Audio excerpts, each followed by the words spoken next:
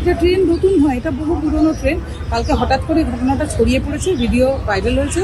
ভদ্রলোক এসপির কাছে যেহেতু জানিয়েছেন এবং এখন তো শুনছি হাতে পায়ে ধরে ক্ষমা চাইছে নাকি তার বউ ফেরত আসার জন্য এসপি বলার পর। কাজে এটা কিন্তু নতুন ট্রেন্ড নয়। আর বহু পুরুষ হয়তো এই সময় যখন আপনি আমার ইন্টারভিউটা নিচ্ছেন এরকম মার খেয়ে চলছে। কিছু বলার নেই, তারা তো কিছু শোনেন না, কারণ তারা মনে করেন আইন তাদের হাতে আছে, থানা পুলিশ তাদের হাতে, তারা যা খুশি তাই করে। কেন মনে করেন কেন তাদের হাতে আইন দেওয়া হয়েছে।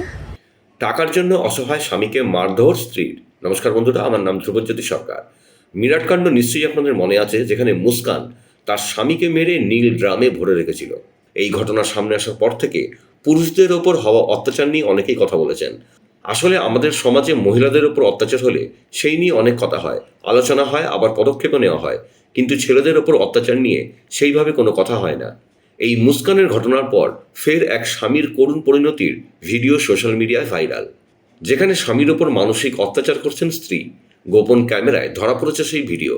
মধ্যপ্রদেশের ওই ব্যক্তি পেশায় লোকো পাইলট।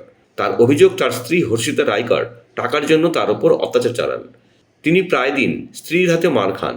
প্রতিরোধ করার চেষ্টা করলে উল্টে তাকেই পুলিশের ধমকি দিত তার স্ত্রী। মিথ্যে অভিযোগে ফাঁসানোর হুমকি দেওয়া হতো তাকে। তাই তিনি এই ঘটনার সামনে আনার জন্য গোপন ক্যামেরার সাহায্য নেন।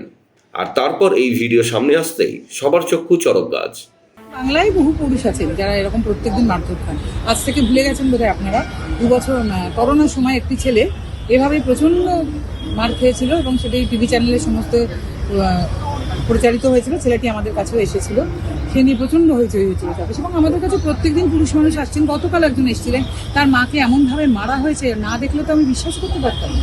তার মায়ের যে অবস্থা, তার বাবার পায়ে স্টিলের প্লেট বসানো, বাবা কুড়িয়ে হাঁটেন, তার বাবাকে এমনভাবে ধাক্কা মেরে ফেলে দেওয়া হয়েছে। তো অবশ্যই আমি বলবো যে আপনারা পুলিশকে তো জানান বটেই, এবং প্রতিরোধ করুন এবং মার খাবেন না।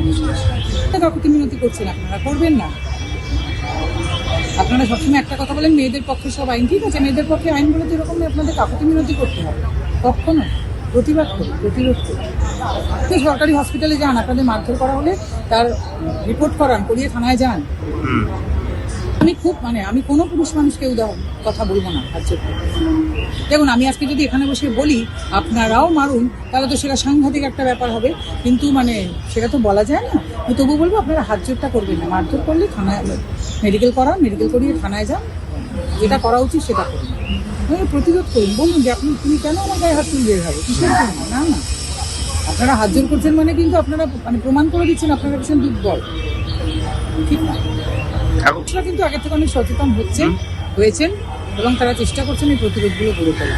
বাংলার পুরুষ অন্তত আগের থেকে খানিকটা হলেও, অন্তত এই একটা ব্যাপারে কিন্তু বাংলা খানিকটা এগিয়েছেন পুরুষ অধিকারের ব্যাপারে। অনেক বছর, আজকে না, সে আপনার দাদুর আমল থেকেই হচ্ছিলেন।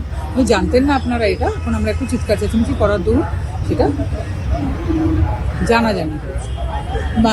এটা তো অনেকদিন আগের আর্টিকেল যে পৃথিবীতে ভারতবর্ষের পুরুষদেরকে স্বামী পেটানোতে নারীরা তৃতীয়, ইজিপ্ট এবং ইউকের পরে ভারতবর্ষ। কি পরামর্শ দেবেন এই পুরুষদের? না, আমি বলবো হাত জোর কখনোই করবেন না। এরকম হলে সঙ্গে সঙ্গে সরকারি হসপিটালে মেডিকেল করান, তারপরে থানায় যান। এবং থানায় যাওয়ারও দরকার নেই, থানায় রেজিস্টার টুইট রেডি করে বা মেল করে দিন। আজকাল তো মেলের বিরাট সুবিধা হয়েছে, মেল করে দিন। যারা একটু গ্রামের দিকে থাকেন প্রত্যন্ত, তারা রেজিস্টার টুইট রেডি করে দিন, সঙ্গে বাবার সঙ্গে যাওয়ার সঙ্গে করা সঙ্গে সঙ্গে। দেখুন, আমি মনে করি যদি 370 হতে পারে, ওয়াকফ বিলের সংশোধন হতে পারে, তাহলে একটা পুরুষ কমিশনও হতে পারে, ডেফিনেটলি হতে পারে। আজকে আমাদের আইন প্রণেতারা কবে এটা ভাববেন? আপনারা কি মনে করছেন যে এটা হওয়া যায় না? না আপনারা মনে করছেন এটা ততটা ইম্পর্টেন্ট ইস্যু নয় যতটা ছিল 370 বা যতটা ওয়াকফ? ভুল করছেন। আপনাদের বাড়িতে যে কোনো দিন এটা হতে পারে, ওগুলো হতে পারলে এটাও হতে পারে।